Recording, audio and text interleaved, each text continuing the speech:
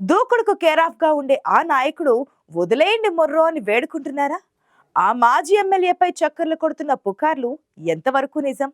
కేసుల నుంచి బయటపడేందుకు తంటాలు పడుతున్న ఆ ఇద్దరు బ్రదర్స్ అవసరమైతే పార్టీ వీడేందుకు సిద్ధమవుతున్నారా? ఇంతకీ ఎవరా మాజీ ఎమ్మెల్యే? ఆ నియోజకవర్గం ఎక్కడో తెలుసుకోవాలంటే ఈ లోగుట్టు చూడాల్సిందే.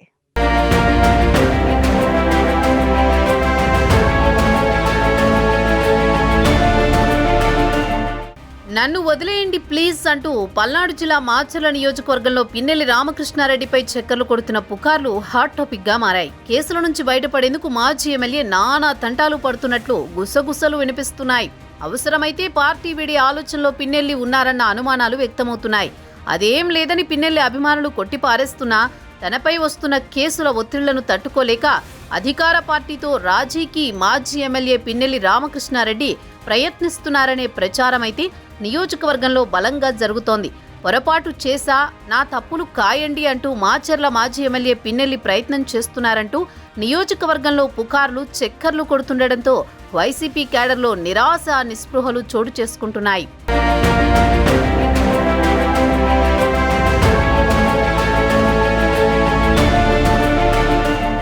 ఈవీఎంని పగలగొట్టడం, పోలీసులపై దౌర్జన్యం వంటి కేసులు అరెస్టయ్యి 58 రోజులు జైలు జీవితం గడిపి హైకోర్టు కండిషన్ బెయిల్ మీద బయటకొచ్చారు పిన్నెల్లి.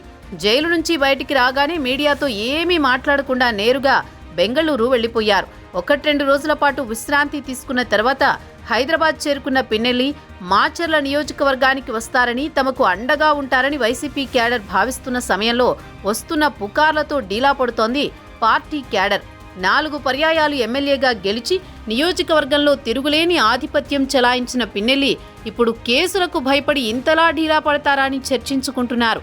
తమ నాయకుడే కేసులకు భయపడి అధికార పార్టీ కాళ్లబేరానికి వస్తే తమ పరిస్థితి ఏంటని ఆవేదన వ్యక్తం చేస్తున్నారట ద్వితీయ శ్రేణి నేతలు.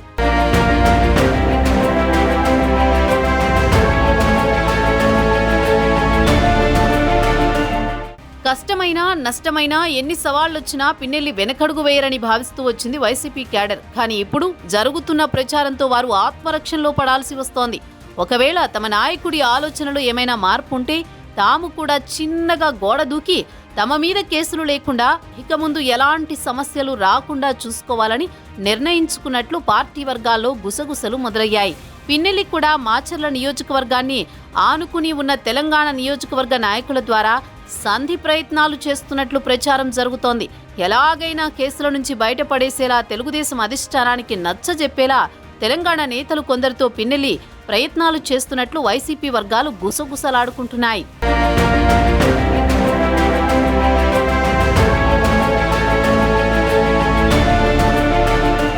పొరుగునున్న తెలంగాణ మాజీ మంత్రితో గతంలో కాంగ్రెస్లో ఉన్న పరిచయాలతో పాటు ప్రస్తుతం ఆయన కుమారుల్లో ఒకరు ఎమ్మెల్యేగా, ఒకరు ఎంపీగా ఉండడంతో ఏదో రకంగా తనకు సహాయపడాలని వేడుకుంటున్నారని చర్చించుకుంటున్నారు.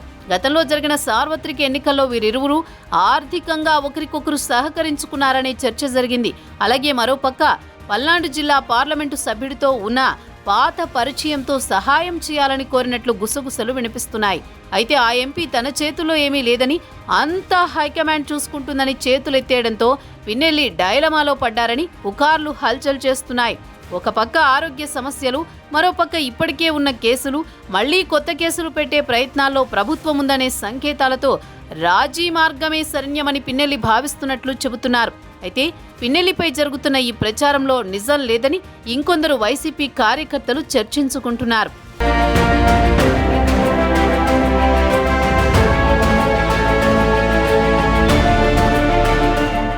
మాచర్ల నియోజకవర్గంలో గత 15 సంవత్సరాలుగా ఓ వెలుగు వెలిగిన పిన్నెల్లి బ్రదర్స్ ప్రస్తుతం ఎదురవుతున్న సవాళ్లను ఫేస్ చేయలేనంత బలహీనులేం కాదని ఆయన అనుచరగణంలో కొందరు వాదిస్తున్నారు.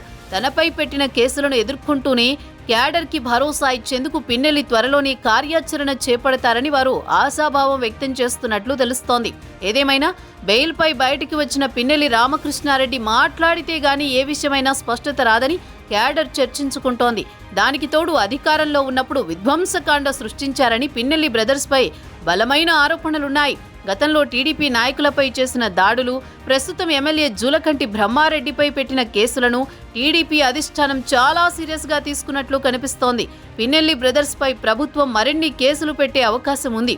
ఇలాంటి పరిస్థితుల్లో ఆయన ఎలా బయటపడతారనేది ప్రశ్నార్థకంగా మారింది.